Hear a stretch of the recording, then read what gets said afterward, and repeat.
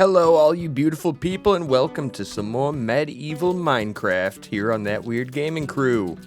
We're starting off the episode just as an excuse to make our area feel a little bit more lived in, a little bit nicer. We cleared out a bunch of space, cut down some trees, and put some work into a little random airy, like little gazebo shed type deal. For no real reason other than, just to put some building materials in and look nice on the area. I tried something a little bit different than what I usually do with these fence walls to kind of make it feel a little bit more airy of a building. And put up this style of roof that I've been putting on buildings for a long time. It's one of my usual go-tos when I'm building a random house for no reason. Well, I think it turned out pretty well, all in all. Let me know what you think in the comments. But shortly after getting done with that, we did a little bit of research to find out the best level to find adamantite, because I really wanted adamantite and other good metals such as that. So we went into the mines, came across all the stuff we needed, like runite, moonstone, mithril, demon bat fox things in the caves. And honestly, it's a good thing we came across all this moonstone, because in a little while we're going to find out that this stuff is good stuff that we're going to use to help us find some Mariums Souls-like bosses. After collecting all these delicious metals that we wanted to use, we put down a waystone and named it Mine so that we could return to this cave if we ever needed to. Upon returning back to the base, we collected some of our quest rewards and started working on an addition to the house, that being a second floor, a little wizard tower, if you will, where we can store all of our magical wizarding equipment. And then after working on that for a little while, we went outside and got blown up by a creeper. I think at this point, that noise gives every longtime Minecraft player PTSD. Anywho, we crafted up our moonstone compass, which as I said before, was going to lead us to a wicked boss with great rewards. And of course, collected the rewards from that quest to make the moonstone compass. We'd also use a little bit of extra moonstone to craft up a pickaxe, which I would end up using for a long time, and a rune crafting table, which would essentially double or maybe even triple the amount of runes we get from crafting. And an extra bonus, the reward from that quest gave us some snowballs, which we were able to use to mix up some potions of heat resistance. And did a quick, easy little quest that got us some wizard robes. The biggest problem with exploring the Nether in this mod pack is the combination of the mods that handle heat and hydration. The Nether drains our thirst incredibly fast, so these potions of heat resistance allowed us to stay in the Nether a little bit longer than before. We were able to delve deeper into the Nether fortress, coming across some spooky rooms unique to whatever mod spawned it, like this awesome statue of the Wither right here. And of course collecting a handful of fairly good loot such as gold, enchanted books, and tomes for leveling up while dealing with the creatures of the Nether. Despite the potion's help, we still ran out of water faster than we would have in the overworld. So after looting one last chest, we had to retreat back home to prepare for a quest. Okay, I'm almost thinking we should finish up this wizard room up here, right? And then maybe we'll follow this moonstone compass towards whatever this Souls boss is. Maybe we can get one of those Lord Soul things. So with a plan in mind, we used some of our adamantite to make ourselves a new sword, which would help defend us on our journey, and set off. And while we travel, I just want to thank you for enjoying the video and for leaving likes and comments and all that. I'm glad you guys have been enjoying it. And if you enjoy the gameplay, maybe check me out live on twitch.tv/thatweirdgamingcrew. We've been live Tuesday through Friday and also Sunday every week. So, come on through, say hi. Let me know that you're here from the Medieval Minecraft series on YouTube. We have a good time over there. You might enjoy it. Anywho, continuing on with our adventure, we eventually came across something that I didn't expect to see, something that kind of caught our eye and ended up being important. What is that? Whoa, dude. What the f*** is that? Looks like the friggin' Lich King's tower, dude. I mean, not really. I mean, it's the same kind of art. It doesn't really look like it, but it has, like, that same sort of style, you know what I mean? Question is, what kind of baddies is is it full of? Holy bro. Now, there was a village right outside this structure, so before going in, we decided to go into the town and loot up a little bit and set our spawn, just in case anything happened inside. After fearfully scouting around the fairly impressive and scary structure, we eventually made our way in. It was definitely dedicated to some sort of fallen warrior, as judged by the gigantic and finely made statue in the background. Turned out this place was house to an old moon altar, which I guess could summon the boss of this place, possibly the statue up on the wall. So in the rooms off to the side, we found some lost souls and used those to do something stupid. Ah!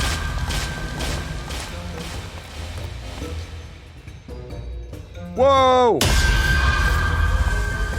What have I done? We summoned a powerful boss known as the Returning Knight. It had the ability to summon creatures, do its bidding, blind us, and couldn't be hurt by projectile weapons. Whoa! He used up our Totem of Undying, and we were battling him for so long I didn't even notice that during the fight, our chest piece got whittled down to nothing, which ended up being our demise. Holy shit!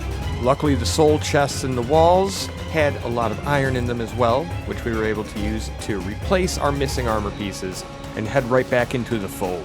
We fought long and we fought hard, trying to defeat the Returning Knight. We had to keep destroying the dark sorcerers that were healing him, as well as ducking into corners to make sure that he could hit us while we healed. It took us a long time, but we were able to slowly whittle down his health to nothing. Eventually learning how to dodge his one-shot kills, and slowly, ever so slowly, slicing at his kneecaps, we did it.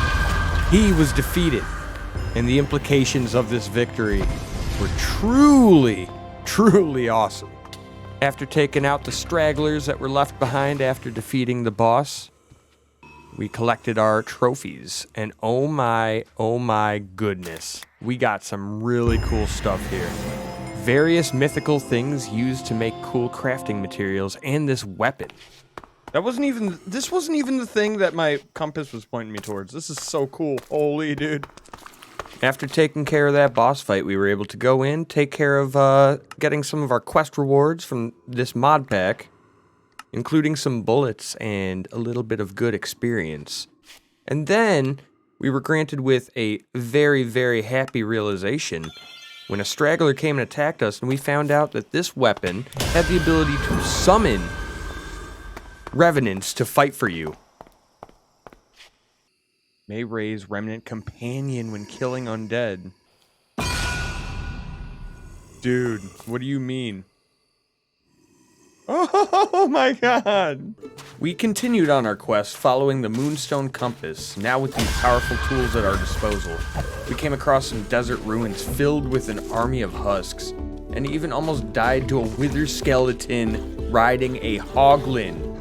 Luckily for me, I had this mace, so I was able to fight the things off and loot the ruins for some middling loot, nothing too special, especially considering the danger that I face in this place. Later down the line, we had to cross a massive ocean, which we recruited the help of a mythic mount, which luckily was a water-type mount, which had the ability to move across the water with bursts of speed. And while we were doing that, came across an ocean monument that we could mark down for future exploration. Not without, of course, getting jump-scared by the Elder Guardian within. Whoa! Yet another stop of our adventure had us free a wizard from an evil bunch of candles in his very own village. I guess if we ever need to buy runes down the line, we can use this guy. And we even found one of these mighty pyramids, which we'll check out in a later episode, so stay tuned for that. Wow. Another one? Wow. We found yet another shrine to the warrior while passing through a village. This time we took a moment to look at the lore book, which is full of spooky nonsense, and took the old moon altar with the intention of using it to potentially get another Lord Soul at another time. We even came across a cute little wizard tower out in our travels and decided to head into it. The top floor of the tower was full of bookshelves, as well as these little annoying mana worm things. And then among the regular bookshelves, we even had some enchanted bookshelves, which I didn't know what they were for exactly, but I decided to take them anyway after breaking the spawner. Besides that, there wasn't really much worth mentioning. After traveling for a few hours and marking a whole bunch of locations for future exploration, we placed a waystone so we could return home, while still being able to return later, to turn on a music disc and check out what we could craft using the materials dropped by the returning knight. We had some magical rings we could make using the Arkenstone, as well as a number of very epic weapons and tools using the Lord's Soul. Eventually, after looking at all the cool items, I finally decided on the Leviathan axe as my first epic boss soul weapon, which gave a frost effect, an area of effect attack, and even could be thrown and returned to me. This axe would hopefully be the first of many epic weapons to come, and would surely be a huge help in our coming adventures. On our travels, we were able to collect a whole bunch of experience, so we used it to enchant our new axe with Sharpness 3, Silk Touch, and Refreshment 3, which I guess filled empty bottles with health potions, as well as giving our Adamantite sword Sharp 3, Unbreaking 3, and Exploding 2. We even finally activated shaders to make our world just a little bit nicer to look at. Only took until episode 4 to do it. I realized a big bunch of our planted crops had been killed by weeds, and not the good kind, so I went to work removing them. Friggin' weeds!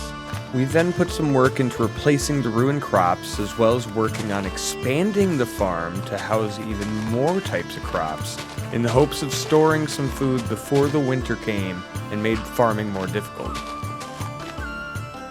After expanding the plot in the water stream, I got to work bone mealing the one potato I had so we could spread it across the plot, as potatoes are one of the better vegetables to live on, in my own opinion. We started putting up lampposts and pathways around our little townhouse base area thingy, and got a chance to try out our axe on a creeper. That was pretty cool. We crafted up a bunch of shelves and armor stands and stuff to display our more epic items in the wizard tower we worked on earlier, and got to work filling them with all of our coolest things.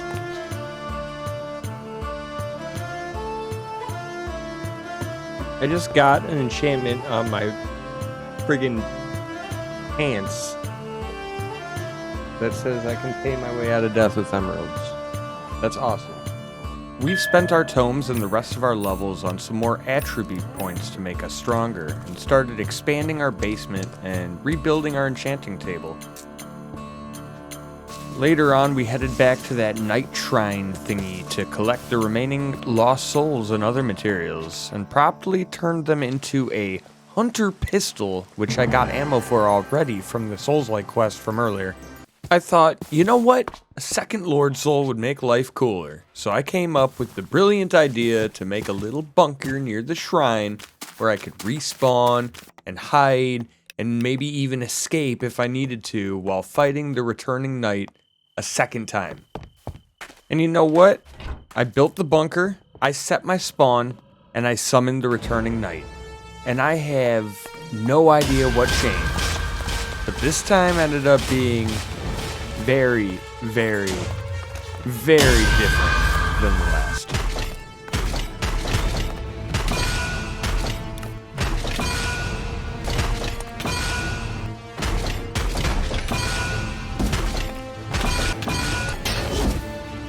Like, look at this! He has like 1 trillion fucking summons! Non-stop! He one-shots me every fucking time. I don't get it. I was forced to sneak very carefully through the back wall to pillar up and get my stuff back because I died in mid-air apparently, and then had to dig until I had enough XP to get 1 level and be able to use the waystone to get back home. Later on, while browsing the quest log, I found out a possible solution to our fast approaching winter problem: greenhouse glass that I could use to farm in the cold, as well as a fairly awesome food source in garlic bread. Just cooked garlic and bread, simple. I immediately got to work gathering sand for the glass and wood for a frame to build around our farm, expanded our cactus farm for more dye, and built a frame around the farm before I started putting some greenhouse glass above our crops to protect us, as I said before, from the winter. It took a few days of growing cactus and cooking sand, but little by little we were gonna have this thing finished. At some point along the building process, I discovered the Magnum Torch, which would apparently prevent mobs from spawning in a huge area around wherever it was placed. But there is so many more things to discover in this mod pack. Medieval Minecraft has so many mystical, magical things, and we have barely scratched the surface. There's going to be more of these videos coming, so stay tuned, and I hope you enjoyed. And if you've played this and have any suggestions of something I should do in this mod pack, let me know in the comments. I love you all. I appreciate you all. Thank you for all the support.